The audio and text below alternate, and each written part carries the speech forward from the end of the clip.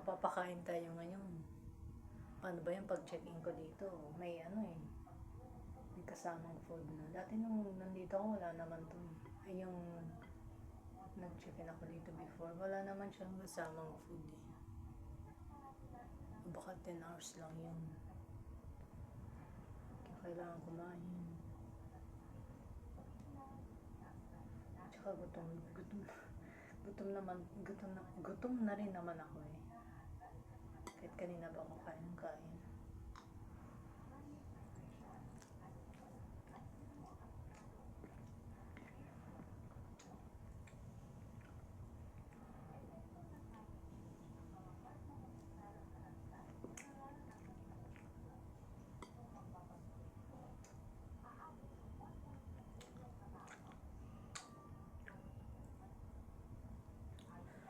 Although, dahil mataas nga yung levels ng SGPT ko, dapat lalo na ako sa pagkain ng kanin. Or, eliminate na daw yung kanin. Sabi ko pa, ang hirap naman. Nasanay ka na sa ganun na rin. Natanda siguro wala akong pera. Yun. Hindi siya mahirap gawin. Kasi nga yung mga nakakita sa akin, sabihin na, yung magtatanong sila, "Uy, hindi ka pa ba kumain?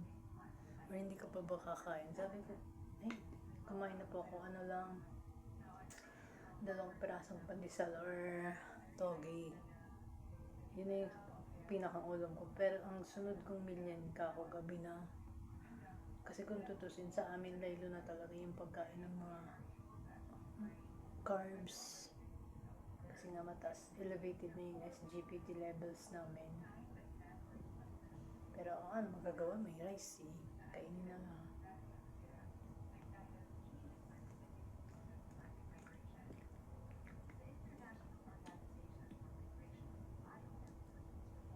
Yung iba, isipin na lang, iba may daw ako, alcoholic daw, uminom daw ba ako or ano. Sabi ko hindi naman eh. Kasi si Doc, unang tanong niya nga nung check up ko. Unang tinanong niya, nakakailang kanin ka ba sa isang kainan? Sabi ko, isa lang naman Doc eh. Pero iba pa rin yung kumakain ka sa labas tsaka yung kumakain ka sa bahay na mapapadami yung kain mo kasi nagsaing kay compare sa labas kung lang yung budget mo, either isang kanin lang talaga.